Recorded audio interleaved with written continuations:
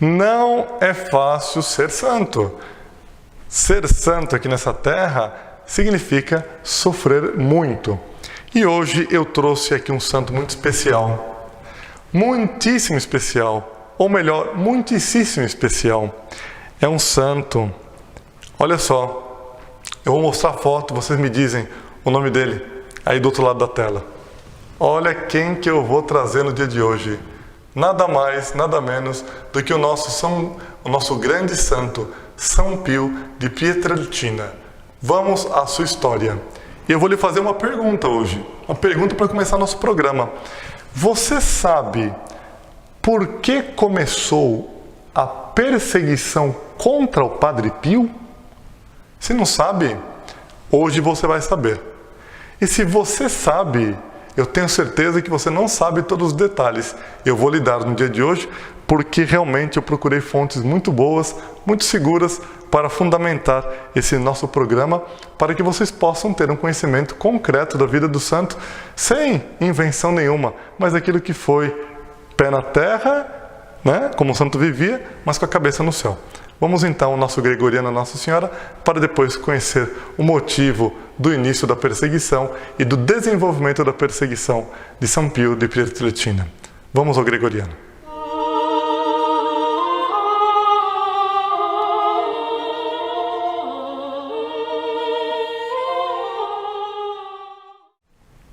Dei matris cantibus solemnia, recolat solemnibus ecclesia, vota tuis auribus conencilia, te devotis vocibus laudantia, digna dignis laudibus. O gloriosa Domina, quorum laudant carmina, precamur dele crimina. Eu vou procurar sintetizar, a história é longuíssima. Vou procurar dar os dados de cabeça, tem 2, 3 coisinhas que eu gostaria de ler, mas vamos lá. Vou tentar resumir, vão fugir alguns nomes, mas é muito interessante a história. São Pio de Pietrelcina, ele foi para San Giovanni Rotondo em 1916. Olha lá, ó, mais de 100 anos. Foi para San Giovanni Rotondo, ele vem de Pietrelcina, né? Uma pequena cidade. Foi para San Giovanni Rotondo, para o convento dos franciscanos. Estando lá, a fama dele de santidade começou a crescer, depois veio toda a questão dos estigmas, depois milagres, ele dizia que ele ouvia vozes, que ele ouvia, enfim, coisas sobrenaturais. O Padre Pio tem várias profecias, inclusive. Enfim, no meio de tudo isso, ele atendia muitíssimas confissões, eram horas de confissão. E as pessoas começaram a mudar de vida, se transformar, se converter. E aconteceu o quê? Naquela região, a cidade de Pietrelcina, a cidade de San Giovanni Rotondo, perdão, ela faz parte da diocese de Manfredonia. E aquela região ali da diocese de Manfredonia, mas muito especialmente a cidade de San Giovanni Rotondo, era uma cidade com muitos problemas morais, né? Muitos problemas morais, e existia muitas mulheres de vida ruim naquela cidade, muito frequentadas pelas pessoas que não eram boas, pelos homens que não eram bons. Entretanto, muitas dessas começaram a procurar o Padre Pio e começaram a se confessar. E o Padre Pio, às vezes, dizia pecados escondidos, e isso e aquilo, e muitas delas se converteram e abandonaram a vida ruim que elas levavam. Quando elas abandonaram a vida ruim que elas levavam, os homens que tinham o costume de frequentar essas mulheres, né, que não eram boas lá da cidade, esses homens ficaram indignados. E disseram que eles queriam mandar o Padre Pio embora da cidade porque o Padre Pio estava acabando com a vida de prazer que eles tinham.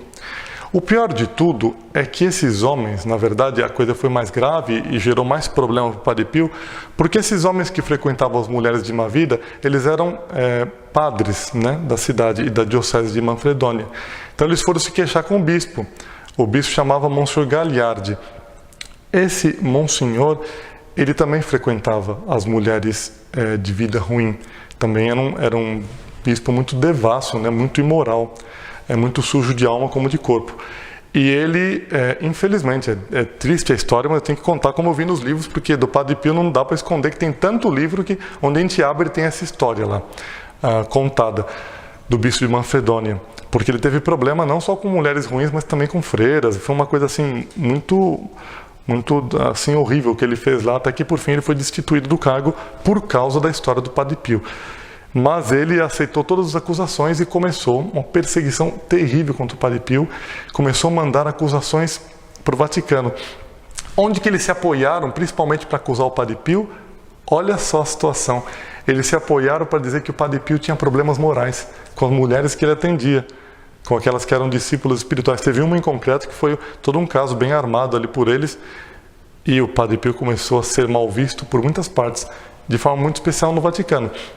Alguns aceitaram, outros não aceitaram. O cardeal Merry Delval ficou numa certa dúvida, né? Ele tinha sido secretário de São Pio X, o cardeal Merry Delval. Certa dúvida, depois ele acabou até ajudando um tanto o Padre Pio, mas outros acabaram caindo em cima dele. E a coisa foi todo um complô, foi montado, e começou a perseguição. E dificuldade, querendo a proibição disso, proibição daquilo. Olha, e foram anos de sofrimento, Olha só o que aconteceu com o Padre Pio a partir daí. Mas principalmente por causa dessas acusações desses que tinham uma vida péssima. Era uma vida devassa, uma vida imoral, uma vida bem ruim, suja, né? Vejam só, 2 de junho de 1922, o Santo Ofício, um órgão da Santa Sé, que mudou de nome atualmente, o Santo Ofício ordena que o Padre Pio seja observado, que não mostre os chamados estigmas, que interrompa todo o relacionamento, mesmo por carta, com seu diretor espiritual, e que seja preparada uma transferência do padre. Estão querendo mandar embora de lá já. 31 de maio de 1923, ano seguinte. O Santo Ofício golpeia fortemente o Padre Pio, diz aqui a história, o livro, com uma cruel declaração, aspas, não se vê nenhuma sobrenaturalidade nos fatos atribuídos ao Padre Pio, nem os estigmas reconheceram. Claro que passou por lá o Padre Agostinho Gemelli, que ele era mancomunado com um bispo lá da região, e falou que eram falsos estigmas, que o Padre Pio era um louco, né? Enfim, nessa hora, não, gente ruim aparece em quantidade, né? Infelizmente foram religiosos ruins que apareceram, né? Depois, 24 de julho de 1924, o Santo Ofício emite, eu espero que não seja cansativa a leitura, mas como eu peguei lá do livro, eu achei interessante ler, né? O Santo Ofício emite um monito, um documento, ou seja, algo sobre o que deveria acontecer com o Padre Pio. Diz aqui, aspas, ordena seus fiéis de não ter nenhum relacionamento com o Padre Pio. Então os fiéis estão proibidos também de ter relacionamento. Qual que era o único pecado que ele tinha cometido? Ele era santo. Interessante, né? Vamos lá. 23 de abril de 1926. 26 já. O Santo Ofício proíbe aos fiéis a leitura de um panfleto que fala do Padre Pio. E também apela a que se abstenham de ter contato com ele. De novo, não pode ter contato com o Padre Pio. 23 de maio de 1931, vem o tiro de graça. Padre Pio é privado de todo exercício ministerial, exceto a missa, mas não pode mais ser celebrada na igreja pública. Proibido celebrar a missa no local público, mas em uma capela do convento e sem a presença dos fiéis. E assim vai. Foram anos. Olha, o Padre Pio sofreu, acho que poucos santos sofreram na história como ele. Eu não queria me alongar muito no programa, vou procurar ser um pouco mais sucinto aqui. Em determinado momento, esse Monsenhor Gagliardi, que era o chefe dessa máfia, né, desse grupo que tinha se montado contra o Padre Pio, lembre-se da vida ruim que ele tinha, olha o que ele diz, tem aqui as palavras dele guardadas na história, ipsis literis, diz aqui, o Padre Pio deve ser preso, deve desaparecer, e conclui o bispo, ele é um demônio.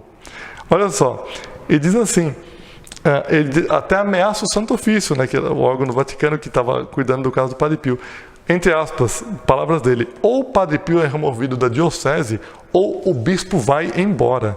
Quer dizer, a situação chegou a ficar muito grave, né? Não tinha saído o caso do Padre Pio. Naturalmente falando, as acusações falsas foram todas levadas às autoridades, que foi um pouco confusa a situação. É até interessante o seguinte, que diz aqui, isso aqui vale a pena ler. Diz aqui o seguinte, a história, depois da questão do bispo, diz assim, A Congregação Vaticana, motivada pelas incessantes acusações falsas e difamatórias de Monsenhor Gagliardi, e desconhecendo a realidade dos fatos, portanto a congregação não conhecia os fatos, embora culpada por não ter realizado investigações diretas e completas a esse respeito, é um aposto, né? Fecha parênteses, desfere golpes, depois de golpes, contra o Padre Pio, confiando apenas em testemunhos caluniosos. Realmente tinham informações bem interessantes lá no livro, não deu para trazer tudo, mas alguma coisinha deu para trazer, foram vários livros que o padre acabou olhando, né? Agora veja o seguinte, a história vai parecer que não tinha mais solução. Quer dizer, o Padre Pio estava trancafiado lá no convento e sendo mal visto moralmente. Sendo que ele não tinha feito nada, né? Os que tinham vida ruim moral era o pessoal que estava acusando a ele, né? Infelizmente, aqueles bispos, o bispo e aqueles padres ruins e outros também que estavam envolvidos. Inclusive, a história conta que dentro do Vaticano existia um certo complô, que era gente de vida ruim e que morava lá dentro. Então, tinha, por exemplo, um que ele era secretário não, ele era muito próximo de Pio XI, porque Bento XV gostava do Padre Pio, teve certa simpatia. Pio XI já teve uns certos problemas, assim, ficou assim um tanto longe. E aí tinha esse que ficava mais perto de Pio XI, que não gostava do Padre Pio, e um outro que era muito próximo desse aqui, também não gostava do Padre Pio, e ajudaram, enfim, acabam se enfiando lá no meio da história. Eram dois monsenhores, e acontece que os dois, eles faziam horrores morais lá dentro do Vaticano, junto com outros monsenhores, uma coisa que eles montavam lá, né? Coisas morais. Era um certo conjunto de pessoas, infelizmente muito triste. E como que isso saiu a lume? Como que isso tudo foi conhecido? Porque em determinado momento existia um jornalista chamado Emanuele Brunato. Ele se converteu porque teve um contato com o Padre Pio e resolveu defender o Padre Pio. Ele é chamado o cão de guarda do Padre Pio. Começou a proteger mesmo, foi um negócio forte. Foi lutando para defender o Padre Pio, e em determinado momento ele juntou uma documentação de todos os escândalos morais do bispo lá de Manfredonia, Monsenhor Gagliardi, dos padres da região, e também todos esses monsenhores, bispos, né? Inclusive tinha pessoas com patentes mais altas lá dentro, estavam todos envolvidos em alguns escândalos morais. Ele juntou toda a documentação mesmo, física, não foi nada inventado. E ele conseguiu 2 malas de documentos. E ele começou a ter contato com autoridades para pedir que o Padre Pio fosse liberado. O negócio foi. Ele preparou toda uma documentação, pegaram essa documentação, esconderam essa documentação. Ele ficou indignado, ele estava fora da Itália quando aconteceu isso, voltou indignado. Por fim, ele deu um ultimato. Então, o Padre Pio ficou sabendo o que ele queria preparar um dossiê e queria fazer um lançamento. Eram 2 livros que ele queria lançar. Um deles chamava Os Anticristos na Igreja de Cristo. Os Anticristos na Igreja de Cristo. Outro, não me recordo aqui, daqui a pouco aparece o nome, perdão se me escapa. E ele preparou tudo isso, procurou uma autoridade eclesiástica e disse: ou liberam o Padre Pio dessa prisão que ele está vivendo, até o dia 16 de julho, dia de Nossa Senhora do Carmo, até o dia 16 de julho de 1933, ou então eu vou lançar esses documentos, eu vou lançar esse dossiê. Olha que interessante, né? Ele deu esse ultimato alguns dias antes. No dia 14 de julho, 2 dias antes, as autoridades vaticanas suspenderam tudo o que estava acontecendo contra o Padre Pio, segregação ao Padre Pio. E o Papa teria comentado, segundo conta a história, teria comentado a um tal de Monsenhor Cuccarolo, alguns dias antes disso, quando estava acontecendo, né? Diz assim, aspas, palavras de Pio XI: é a primeira vez na história da Igreja que o Santo Ofício volta atrás em um decreto. Até isso tem na história do Padre Pio.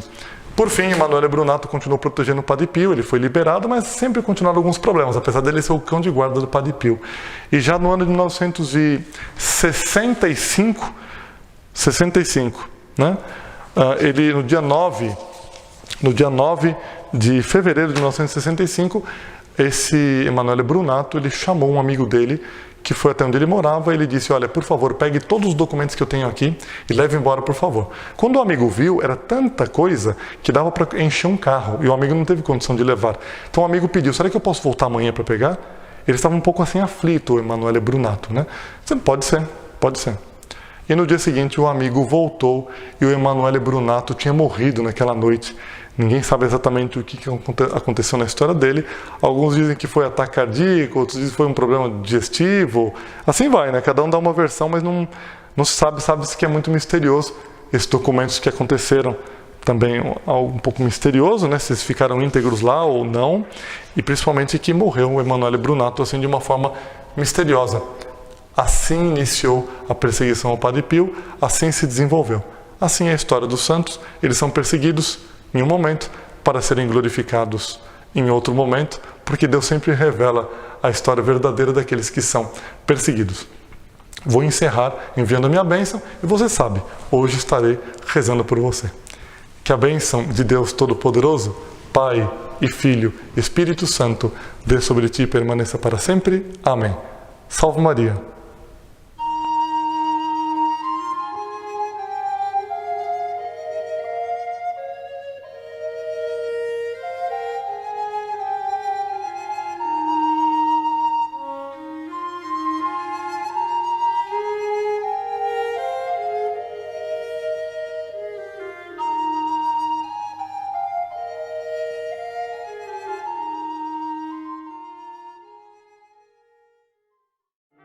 E se você gostou do vídeo, não se esqueça de se inscrever no canal, deixar o seu like e ativar as notificações no sininho para não perder nenhum vídeo do canal. Comente e compartilhe com seus amigos e familiares.